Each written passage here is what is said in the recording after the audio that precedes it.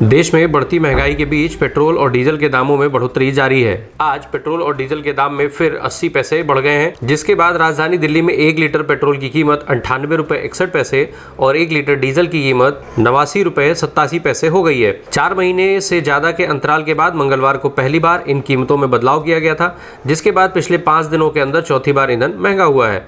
देश की आर्थिक राजधानी मुंबई में 1 लीटर पेट्रोल की कीमत 113 रुपए 29 पैसे और 1 लीटर डीजल की कीमत 97 रुपए 49 पैसे हो गई है। यहाँ पेट्रोल की कीमत में 84 पैसे और डीजल की कीमत में 85 पैसे की बढ़ोतरी हुई है।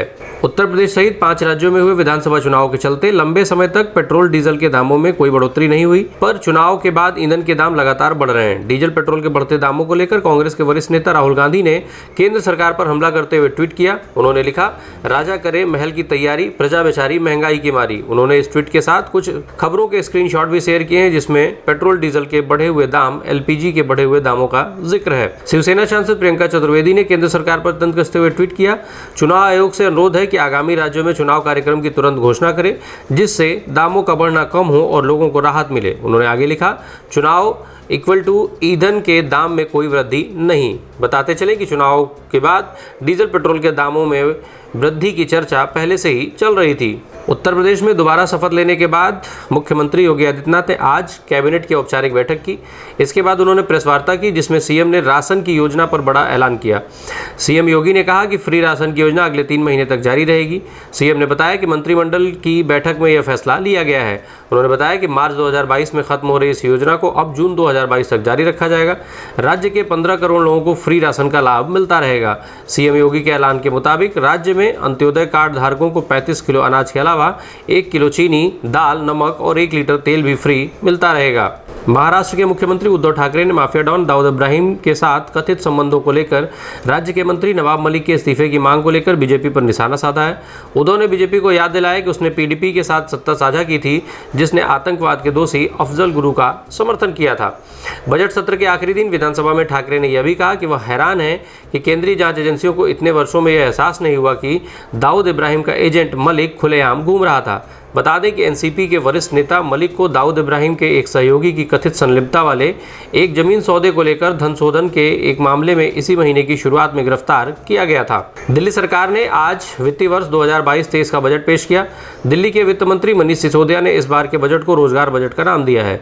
सिसोदिया ने बताया कि युवाओं को रोजगार देना हमारी सरकार की पहली प्राथमिकता है। उन्होंने कहा कि सरकार अगले 5 सालों में राज्य के युवाओं को 20 लाख नई नौकरियां देगी। बजट को पढ़ते हुए सिसोदिया ने कहा कि ये हमारी सरकार का 8वां बजट है। हमारी सरकार ने शिक्षा और स्वास्थ्य के क्षेत्र में ऐतिहासिक काम किया है, जिससे अन्य राज्य भी प्रेरणा ले रहे हैं। दिल्ली के 75% घरों में बिजली का बिल 0 आता है। हमने गली गली सीसीटीवी लगाकर अपराध रोकने में मदद की। इतना ही नहीं, अब लोग सरकारी दफ्तर के नहीं बल्कि सरकारी कर्मचारी लोगों के चक्कर काटते हैं। पिछले 7 बजट के सफल क्रियान्वयन के चलते दिल्ली सरकार के विभिन्न विभागों संस्थानों में 1,78,000 से ज़्यादा युवाओं को नौकरी दी गई है। 10 लाख नौकरियां कोविड के बाद प्राइवेट सेक्टर में देखने को मिली हैं। देश के पूर्व मुख्य चुनाव आयुक्त डॉक्टर एस.वाई. कुरैशी ने एक न्यूज़ वेबसाइट को दिए इंटरव्यू में कश्मीर फाइल्स फिल्म पर बोलते हुए कहा कि कश्मीर में पंडितों के साथ ज्यादती हुई, ये सच है, लेकिन पंडितों को मारा तो मुसलमानों को भी मारा गया। मानवता से मतलब होना चाहिए, मजहब से नहीं। ये तो वही हुआ जो काम आतंकवादी करना चाहते थे, वो काम अब ये फिल्म कर रही है, जनता को बांट रही है। वहीं हिजाब के मुद्दे पर कुरैशी ने कहा कि हिजाब कुरान का हिस्सा नहीं है, लेकिन ये जरूर कहा गया है कि मर्द और औरत दोनों को शालीन कपड़े पहनने चाहिए। स्कूल यूनिफॉर्म में सिखों की पगड़ी, सिंदूर की इजाज़त है, तो फिर हिजाब से कैसी दिक्कत। उन्होंने मुसलमानों की आबादी, 1 से ज़्यादा शादियाँ, 3 तलाक, लव जिहाद जैसे कई मुद्दों पर बातचीत की है। भारतीय क्रिकेट को नई पहचान दिलाने वाला इंडियन प्रीमियर लीग यानी IPL आज से शुरू हो रहा है। 10 टीमों के साथ IPL का ये सीरीज़ खेली जाएगी। इस टूर्नामेंट का पहला मैच शनिवार को मौजूदा चैंपियन चेन्नई सुपर किंग्स और पिछले साल के उप विजेता कोलकाता नाइट राइडर्स के बीच खेला जाएगा। दोनों टीमों ने इस सीजन का अपना कप्तान बदला है। श्रेयस अय्यर कोलकाता नाइट राइडर्स के नए कप्तान हैं, जबकि चेन्नई की कमान रविंद्र जडेजा को दी गई है। चेन्नई की टीम ने IPL के इतिहास में पहली बार अपना कप्तान बदला है और अब जडेजा के सामने धोनी की विरासत को आगे बढ़ाने की चुनौती होगी।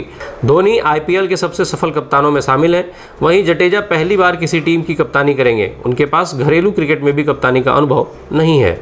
रूस यूक्रेन जंग का आज 31वां दिन है। इस बीच रूसी सेना ने शुक्रवार को कहा कि यूक्रेन में उसके स्पेशल मिलिट्री ऑपरेशन का पहला फेज खत्म हो चुका है। रूसी सैनिक अब यहां से पूर्वी डोनबास इलाके की आज़ादी पर फोकस करेंगे, जहां रूस समर्थित अलगाववादी 8 साल से लड़ रहे हैं। ऐलान से इस बात का संकेत मिलता है कि जंग के पहले महीने में ही तेज हमले के बाद रूस अब सीमित टारगेट की ओर स्विच कर सकता है। बता दें कि रूस जंग की शुरुआत में ही डोनबास के डोनेस्टक और लुहांसक इलाके को स्वतंत्र देश की मान्यता दे चुका है।